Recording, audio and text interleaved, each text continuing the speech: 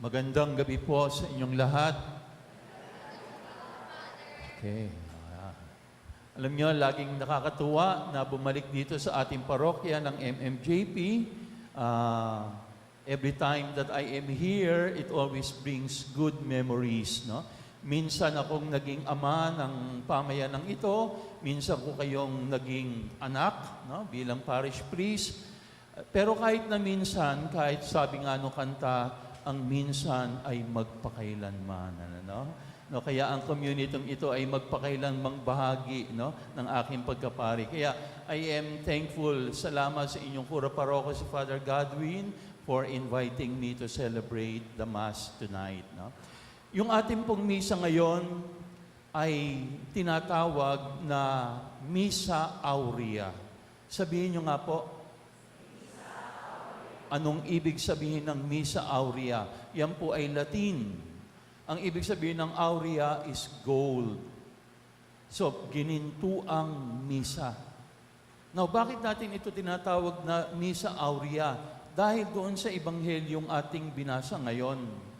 Kasi yung Ebanghelyong binasa natin, ito yung Annunciation.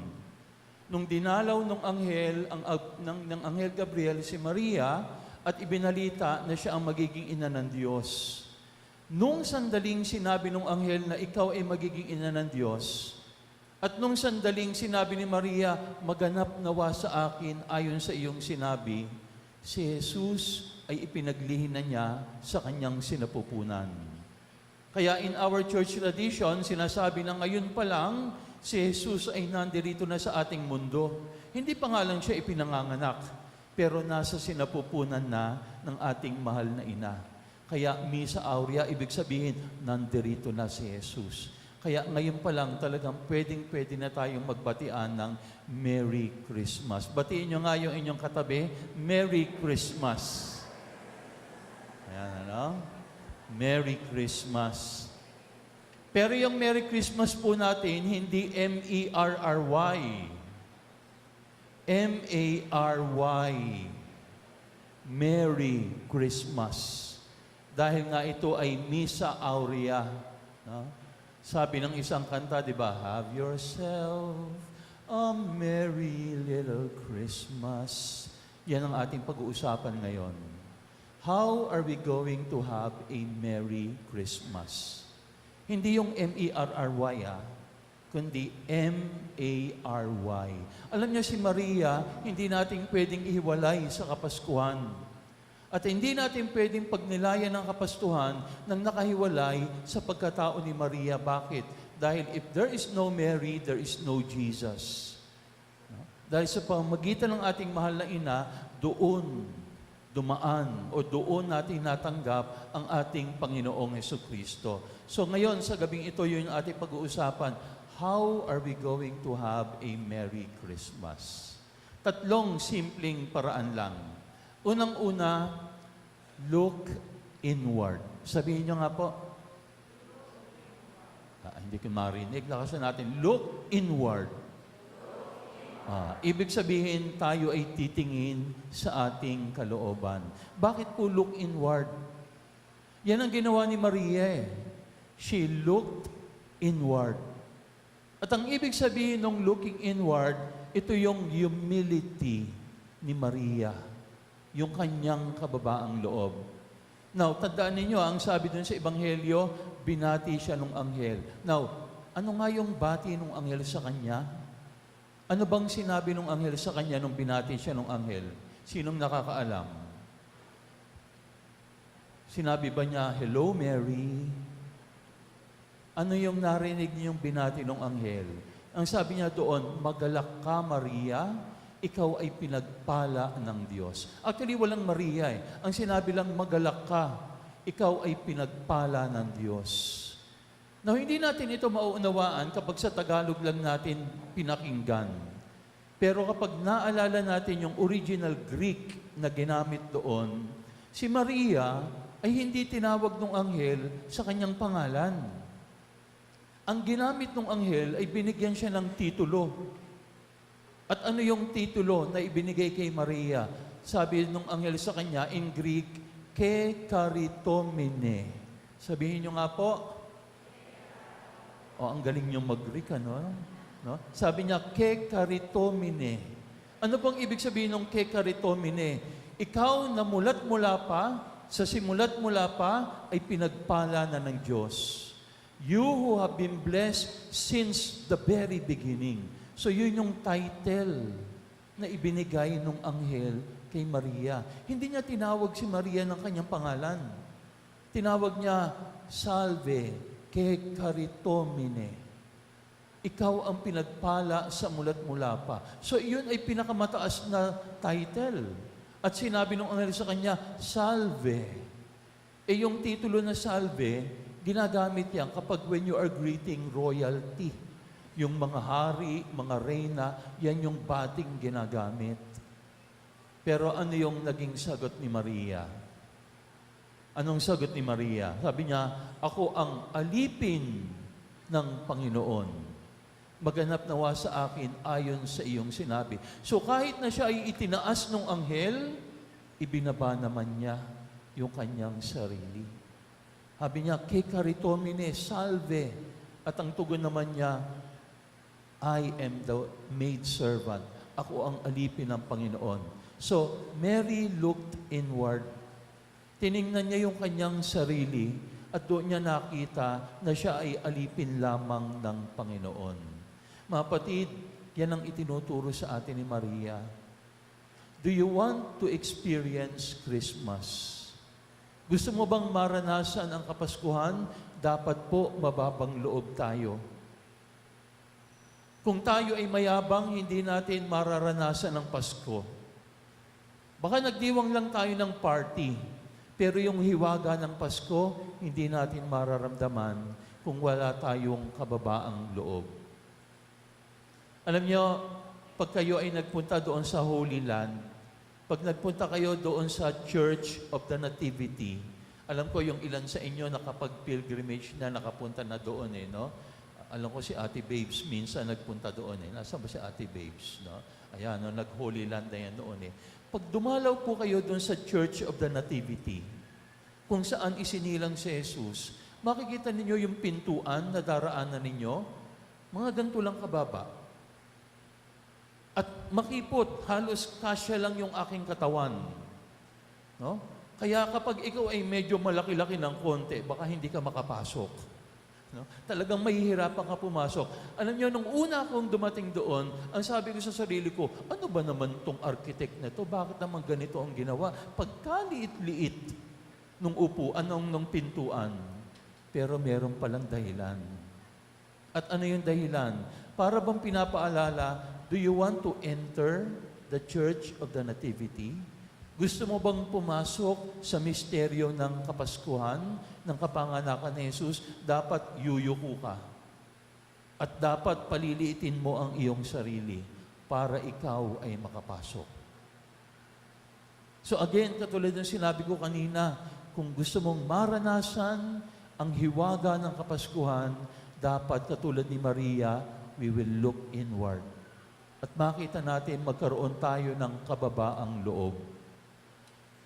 Now, paalala ko lang pag sinabi ko pong kababaang loob, hindi ibig sabihin mababa ang tingin sa sarili. Iba yun Mababa ang loob, pero wag namang mababa ang loob ang tingin mo sa iyong sarili. Kasi marami naman sa ating mga Pilipino ganoon. Mababa ang tingin sa sarili, di ba? Yung para bang walang belief sa sarili. Kapag tinanong mo, parang laging nahihiyang magsalita. O saan mo gustong kumain? Bahala ka na. Diba? Ano gusto mong panoorin palabas? Bahala ka na, ikaw nang pumili. Diba? Sumakay ng elevator, anong floor po? Bahala ka na. Ganon din no? Parang ayaw sabihin, hindi yan kababaang loob. Yan ibig sabihin, mababa ang tingin mo sa iyong sarili. Pero ano bang ibig sabihin ng mababang loob? Humility. You are little. You become little. At ito rin ipapaalala ko, pag sinabi nating be little, don't belittle. Ano naman yung ibig sabihin ng belittle? When you belittle others, minamaliit mo naman ang iba. So maging maliit ka, pero huwag kang mangmaliit ng iba. Kasi yan din ang isa sa mga sakit nating Pilipino. No? Kapag medyo nagkaroon ng konting estado, yumayabang naman tayo. At minamaliit naman natin yung ibang tao, di ba? Wala kang karapatang kausapin ako. Hindi ka naman naka-Gucci. Hindi ka naman naka-Rolex. Bakit mo ako kakausapin? Ganon, di ba? Kakausapin lang kita kapag naka-Rolex ka. O pag naka-Gucci ka. Pag hindi ka pala nakaganoon, maliit na ang tingin ko sa iyo. Pero anong ipinapaalala sa atin ni Mama Mary? Be little. Ibig sabihin, hindi ako karapat-dapat tumanggap ng biyayang ito, pero ang Diyos naging taong katulad natin at nakisama sa atin. So ang unang paalala sa atin, only the humble can experience the mystery of Christmas. Kasi ayaw ng Diyos ang mga mayayabang. Sabi nga ni Saint Augustine, it was pride that turned the devils into angels. And that turned the angels into devils. And it is humility that will turn men into angels. Ayon. No? So wag daw tayo maging ma-pride. Because it was pride that turned Lucifer into a devil. Dating anghel si Lucifer eh. Pero dahil sa pride, naging devil. Pero it is now humility that will turn men into angels. Okay? So yan yung unang assignment natin sa gabing ito. Katulad ni Maria, we will look inward. Pangalawa, Mary looked upward. Sabihin nyo nga, look upward. Ayan. Ganyan din ang ginawa ni Maria. Tumingin siya sa itaas. Siguro mapapansin ninyo, no, maraming larawan ng ating mahal na ina, lagi siyang, literally, yung kanyang mata, nakatingin sa kalangitan. Anong simbolo nun? That is the symbol of the sanctity of Mary. So yung looking inward, yan yung simbolo ng kanyang humility. Pero yung looking upward, yan yung kanyang sanctity, yung kanyang kabanalan. At anong ibig sabihin nung kanyang pagtingin sa itaas? She acknowledges that everything comes from the Lord. Ganon yung mga taong banal. Ipinapaalala sa atin na wala naman talagang bagay na nanggaling sa ating sarili. Ang lahat ng bagay ay nanggaling sa kagandahang loob ng Panginoon. Nung dinalaw nung anghel si Maria, anong ginawa ni Maria right after na dumalaw yung anghel? Aawit siya. Yung Magnificat. At yung Magnificat, maririnig natin yan, if I'm not mistaken, siguro mga 2 days after this. No? Yan yung magiging gospel. Pero ano yung laman ng Magnificat? Ang puso ko'y nagpupuri sa Panginoon. At pag inisa-isa mo yon, sasabihin ni Maria ang lahat ng ginawa ng Diyos sa kanyang buhay. Ganon din po dapat sa atin. Let us always acknowledge na kung ano man ang nasa atin, yan ay dala at bigay sa atin ng Panginoon. Yan ay biyaya sa atin ng Panginoon, nanggaling sa Panginoon. And that is why we always look upwards. And so, the sanctity of Mary ay parang ipinapaalala din sa atin to develop in our hearts the attitude of gratitude. Pagpapasalamat sa lahat ng biyayang patuloy nating tinatanggap sa Panginoon. So, look upward. Ano uli yung una? Look inward. And then look upward. Pangatlo at huli, look outward. Look outward. Ano naman yung look outward, Father? Kung yung look inward ay humility, at kung yung looking upward ay sanctity, yung looking outward, yan yung charity. Charity. Kawang gawa. Awa. Saan natin nakita kay Maria yan? Ginawa din ni Maria yan eh. Pagkatapos siyang binati ng anghel, ano ang ginawa ni Maria? Nagpunta ba sa parlor? Nagpaganda? Magpapaayos na ako, magiging ina ng Diyos pala ako eh. No? Sinabi ba niyang, pagsilbihan niyo na ako ang magiging ina ng Diyos. Anong unang ginawa ni Maria? Ay, hindi niyo na naaalala.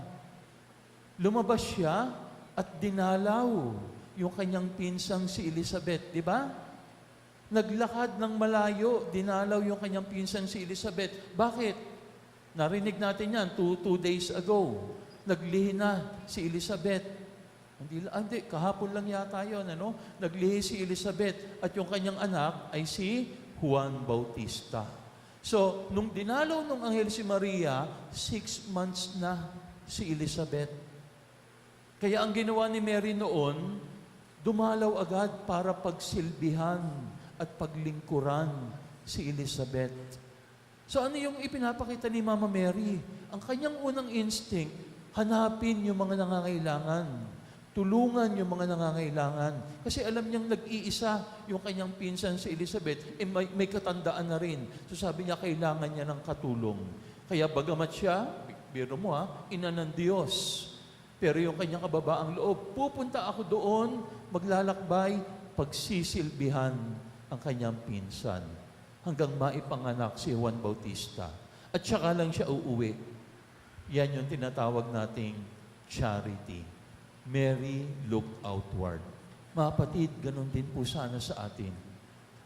Paano natin maipagdidiwang ang misteryo ng Kapaskuhan kapag binuksan natin yung ating mata at tumingin tayo sa ating paligid at makikita natin meron tayong kailangang tulungan. Maraming taong nangangailangan ng ating tulong. Dito sa ating parokya sa MMJP, taon-taon natin ginagawa yan kapag panahon ng Kapaskuhan. Meron tayong, yung namimigay tayo ng mga, ano bang tawag natin dyan? Yung gift giving. No, nakita ko sa sacristy, nandoon na yung ating mga gifts na ipamimigay. Saan nanggaling yan? Nanggaling yan sa inyong lahat, sa inyong kagandahang loob. Ginaya niyo si Maria. You look outward. Kaya naman ipapaalala ko kung meron pa pong hindi pa nagbibigay. Kung merong hindi pa nagko-contribute, may panahon pa po. Katulad sana ni Mama Mary, wag lang sarili ang tingnan, tingnan din ang iba. Dahil ipinapaalala sa atin, meron tayong katungkulan na tugunan ang pangangailangan ng ating kapwa.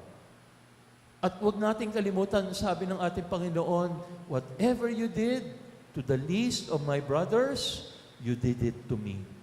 Kung ano ang ginawa mo sa aking mga kapatid na nangangailangan, sa akin mo yan ginawa. Kaya kapag tayo ay nakatulong sa nangangailangan, alam natin, kay Jesus tayo naglingkod, kay Jesus tayo nagpakita ng pagmamahal. We look outward.